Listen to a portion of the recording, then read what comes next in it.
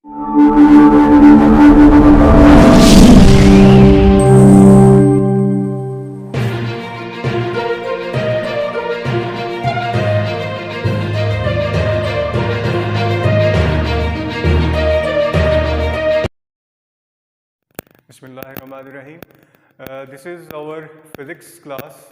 Physics second year की class है हमारी और उसका चैप्टर 12 है विच इज़ इलेक्ट्रोस्टैटिक्स। इंशाल्लाह हम यहाँ से स्टार्ट करेंगे सेकेंड ईयर की फ़िज़िक्स को और फिर यहाँ से इंशाल्लाह हम further Aahista Aahista move on करते जाएंगे। जितने भी नेक्स्ट टॉपिक आएंगे उनको हम नेक्स्ट वीडियोज़ में हम कंपाइल करते जाएंगे, मतलब उनको हम आप तक पहुंचाते रहेंगे इंशाल्लाह। सो ये पहला टॉपिक है और पहला लेक्चर है सेकेंड ईयर की फ़िज़िक्स का और उसका जो चैप्टर है चैप्टर 12 इलेक्ट्रोस्टैटिक्स। तो नाउ वी सी के इलेक्ट्रोस्टैटिक्स क्या होता है। इलेक्ट्रोस्टैटिक्स किसको कहते हैं? इलेक्ट्रोस्टैटिक्स बेसिकली दो लफ्ज़ों का मजमूआ है। इलेक्ट्रो मीन्स इलेक्ट्रिसिटी और स्टैटिक्स हम कहते हैं कोई भी चीज़ एट रेस्ट में हो। तो यानी कि इसके अंदर हम बेसिकली हम चार्जेस को स्टडी करेंगे क्योंकि हमें मालूम है कि इलेक्ट्रिसिटी बेसिकली चार्जेस की वजह से होती है। फ्लो ऑफ चार्ज बेसिकली क्या कहलाता है? इलेक्ट्रिसिटी। तो ये लेकिन ये ऐसे चार्ज हैं जो किस हालत में है? रेस्ट हालत में है। इलेक्ट्रोस्टैटिक्स कि ये रेस्ट हालत में है, ये वो चार्जेस हैं जो कि मूव नहीं कर रहे, इसलिए आप इसको इलेक्ट्रोस्टैटिक्स का नाम दे रहे हैं। और अगर आप इसको डिफ़ाइन करें तो आप इसको इस तरह से डिफ़ाइन कर सकते हैं, the study of charge at rest under electric force is called electrostatics. कि चार्ज की स्टडी है एट रेस्ट में कि जब वो मूव नहीं कर रहा अंडर इलेक्ट्रिक फोर्स। आपको मालूम है कि अगर वो चार्ज है तो वो फोर्स भी रखता है और वो फोर्स कौन सी होती है? इलेक्ट्रिक फोर्स कहलाती है।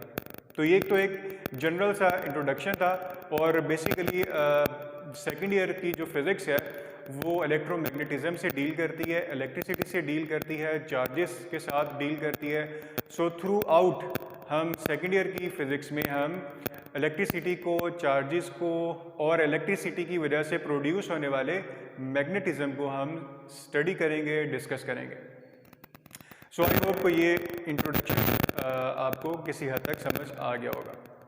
अच्छा, अब ये चार्जेस हैं तो चार्जेस की स्टडी है एट रेस्ट में। तो कूलम्ब्स जो साइंटिस्ट था उसने एक लॉ पेश किया।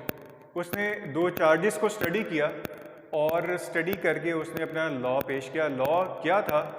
उसने कहा कि जो दो चार्जेस हैं, लाइक एक ये चार्ज है दूसरा ये चार्ज है, ये दोनों एक दूसरे के ऊपर फोर्स एक्सर्ट कर रहे हैं। अब देखें, ये जो कॉन्सेप्ट्स हैं ये हम मैट्रिक में ऑलरेडी डिस्कस करके आ रहे हैं, हम पढ़ के आ रहे हैं कि चार्जेस सेम हो तो रिपेल करते हैं, ऑपोजिट हो तो अट्रैक्ट करते हैं। ठीक है, तो लाइक अगर ये दो चार्जेस हैं तो ये दोनों एक दूसरे के ऊपर फोर्स एक्सर्ट करेंगे। ठीक है, अट्रैक्शन होगी या रिपल्शन होगी। तो ये दोनों क्या चीज़ें? अट्रैक्शन और रिपल्शन ये फोर्सेस हैं। फोर्स लगाएगा तो रिपल्शन होगी, मतलब दोनों एक दूसरे पे ऑपोजिट फोर्स लगा रहे हैं। और अगर एक दूसरे को दोनों खींच रहे हैं तो वो क्या होगी? अट्रैक्शन होगी जब ऑपोजिट चार्जेस होंगे। जो डिफरेंट चार्जेस होते हैं, अनलाइक चार्जेस होते हैं, वो एक दूसरे को रिपेल करते हैं। तो यही कॉन्सेप्ट, यही लॉ कूलम ने पेश किया। उसने कहा कि द फोर्स ऑफ अट्रैक्शन और repulsion between the 2 point charges is directly proportional to the product of the magnitude of the charges and inversely proportional to the square of the distance between them। अगर हम इसकी definition पे गौर करें, उसने कहा कि force of attraction, ठीक है, अब ये फोर्स ऑफ अट्रैक्शन और repulsion between the 2 point charges, के ये जो दो चार्जेस हैं इनको हम पॉइंट चार्जेस का नाम दे रहे हैं। पॉइंट इसलिए कह रहे हैं क्योंकि आप दो चार्जेस ले रहे हैं टेस्ट के तौर पे। ठीक है, एक ये है और दूसरा ये। तो अब ये दोनों की जो फोर्स ऑफ अट्रैक्शन है या रिपल्शन है हमें नहीं मालूम कि यहाँ पे कौन सा चार्ज है, पॉजिटिव भी हो सकता है, ये पॉजिटिव भी हो सकता है, ये भी पॉजिटिव हो सकता है, ये नेगेटिव हो सकता है और ये भी नेगेटिव हो सकता है, ये पॉजिटिव हो सकता है और ये नेगेटिव हो सकता है। सो चार्जेस कुछ भी हो सकता है, ठीक है। तो हम यही कहेंगे कि अट्रैक्शन या रिपल्शन कुछ भी हो सकती है, ठीक है। तो वो किसके बराबर होगी? इन दोनों के मैग्नीट्यूड के प्रोडक्ट के बराबर होगी, ठीक है। इसका मैग्नीट्यूड और इसका मैग्नीट्यूड, इन दोनों का जो प्रोडक्ट है उसके डायरेक्टली प्रोपोर्शनल होगी। क्या चीज़? फोर्स ऑफ अट्रैक्शन और रिपल्शन। बट इसका जो लास्ट पार्ट है इस लॉ का, वो क्या है? वो कहता है and inversely proportional to the square of the distance between them. तो वो कहता है अब ये जो डिस्टेंस है यहाँ से लेके यहाँ तक, ये जो डिस्टेंस है, ये जो फोर्स ऑफ अट्रैक्शन और रिपल्शन है, ये इसके इनवर्सली प्रोपोर्शनल है to the square of the distance between them. इन दोनों के दरमियान ये जो डिस्टेंस है इसके इनवर्सली प्रोपोर्शनल है, डिस्टेंस के स्क्वायर का इनवर्सली प्रोपोर्शनल है। अब ये तो थी इसकी मतलब स्टेटमेंट थी। इसको मैथमेटिकल फॉर्म में देखते हैं कि मैथमेटिकल फॉर्म इसकी किस तरह से बनती है। अच्छा, फोर्स ऑफ अट्रैक्शन और रिपल्शन ये कुछ भी हो सकती है। Is directly proportional to the product of the two charges, is directly proportional to the magnitude of the product of two charges. के दो चार्जेस हैं, लेट एक Q1 है और दूसरा Q2 है, तो इन दोनों के मैग्नीट्यूड का जो प्रोडक्ट है उसके डायरेक्टली प्रोपोर्शनल है ये फोर्स ऑफ अट्रैक्शन और रिपल्शन। जो सेकंड पार्ट है इसका, सेकंड पार्ट इसका क्या है? And inversely proportional to the square of the distance between them, inversely proportional to the square of the distance between them.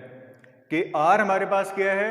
ये R डिस्टेंस को show कर रहा है between the two point charges, और ये इसका क्या है? स्क्वायर है। डिस्टेंस का हमने क्या लिया हुआ है? स्क्वायर।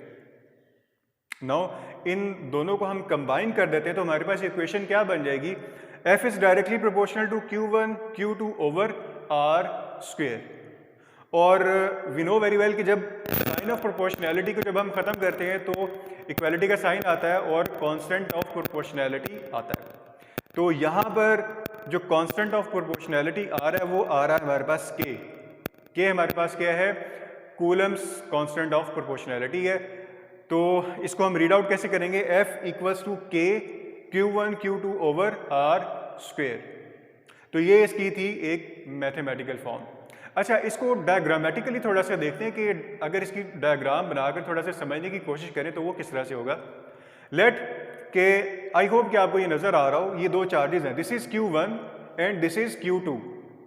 Q1 पॉजिटिव है, Q2 नेगेटिव है, और हमें मालूम है कि जब दोनों चार्जेस ऑपोजिट हों तो वो एक दूसरे को अट्रैक्ट करते हैं, they will attract each other, ठीक है। तो अब आप ये देखें कि ये जो आपको एरो नज़र आ रहा है और ये जो एरो नज़र आ रहा है, अब ये एरो आपको क्या शो कर रहा है कि यहाँ पर इस एरो के ऊपर जो फोर्स है, ये बेसिकली एरो के ऊपर जो फोर्स है वो कौन सी?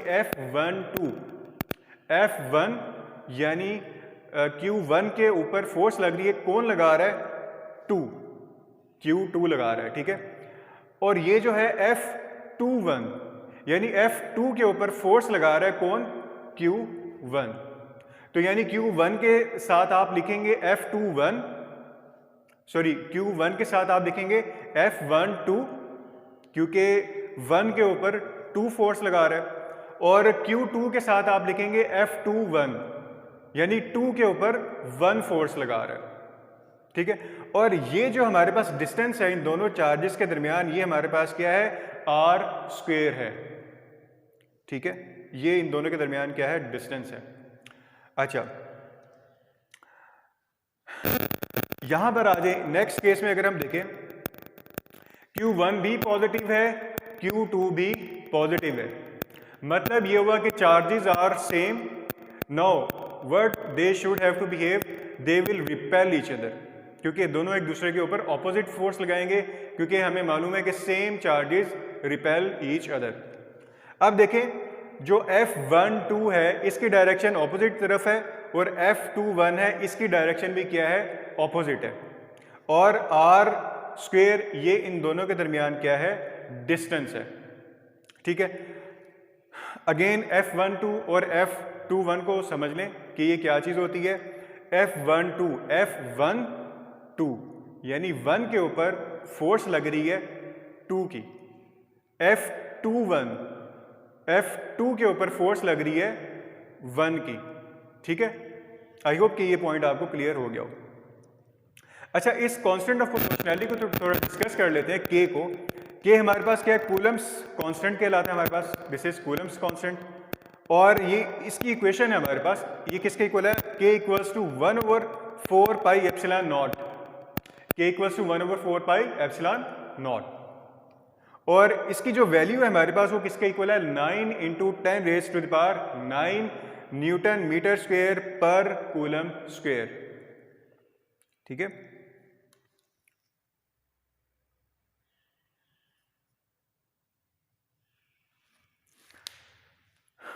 अच्छा यहां पर अगर आप देखें के के अंदर, के की जो इक्वेशन है वो हमारे पास है के equals to 1/4 pi epsilon not.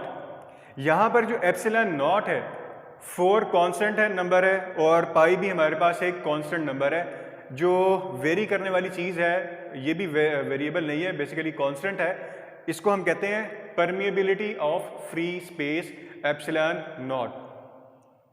ठीक, तो एप्सिलॉन नॉट को क्या कहते हैं, परमिएबिलिटी ऑफ फ्री स्पेस, और इसकी जो वैल्यू है ये इक्वल है हमारे पास 8.85 × 10⁻⁻12।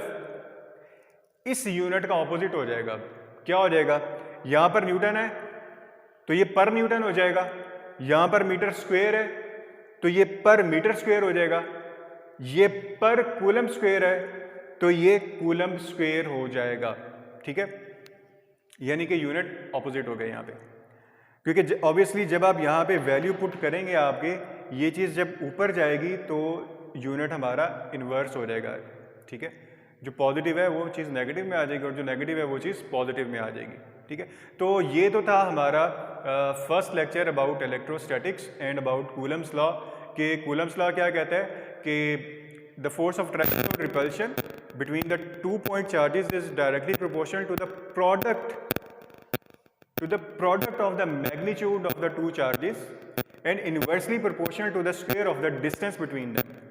फिर इन दोनों को इकट्ठा करते हैं और इकट्ठा करने के बाद ये जो कांस्टेंट ऑफ प्रोपोर्शनैलिटी है इसको हम खत्म करने के लिए कांस्टेंट इंट्रोड्यूस करवाते हैं, और वो हमारे पास किसके इक्वल है, के इक्वल है। सो F इक्वल्स टू के Q1 Q2 over R square. और फिर इसको हमने फिगर के थ्रू या डायग्राम के थ्रू भी देखने की कोशिश की कि अगर हमारे पास ये दो चार्जेस हों कि लेट के Q1 हमारे पास पॉजिटिव है, Q2 हमारे पास नेगेटिव है, ऑपोजिट चार्जेस है, और हमें मालूम है मैट्रिक का कॉन्सेप्ट है कि ऑपोजिट चार्जेस क्या करते हैं, एक दूसरे को अट्रैक्ट करते हैं। तो यहाँ पर देखें F12 वो Q2 की तरफ है और F21 ये Q1 की तरफ है, यानी दोनों एक दूसरे को अट्रैक्ट कर रहे हैं। और R स्क्वेयर क्या चीज़ है, ये इन दोनों के दरमियान डिस्टेंस है। ठीक है, इसी तरह अगर सेम चार्जेस आप ले लें, लाइक अगर पॉजिटिव है, Q1 पॉजिटिव है, Q2 भी पॉजिटिव है, तो देखें क्या हो रहा है कि F12 ये इस डायरेक्शन में है और F21 ये इस डायरेक्शन में है, यानी कि दोनों सेम चार्जेस थे तो फोर्स क्या थी, ऑपोजिट डायरेक्शन में थी। और R स्क्वेयर हमारे पास क्या है, ये इन दोनों चार्जेस के दरमियान डिस्टेंस है। अच्छा, उसके बाद K हमारे पास क्या था, कूलम्स कांस्टेंट है, क्योंकि हमने प्रोपोर्शनैलिटी को खत्म किया तो कांस्टेंट इंट्रोड्यूस करवाया। उसके बाद हमारे पास K की वैल्यू किसके इक्वल है, 1/4 pi epsilon naught which is equals to 9 × 10⁻⁹ newton metre square पर कूलम स्क्वेयर। और इसके अंदर हमारे पास ये epsilon naught, this is permeability of free space, और इसकी वैल्यू हमारे पास है 8.85 × 10⁻12 पर न्यूटन पर metre square coulomb square. So I hope कि आपको ये टॉपिक समझ आ गया होगा। Thank you so much.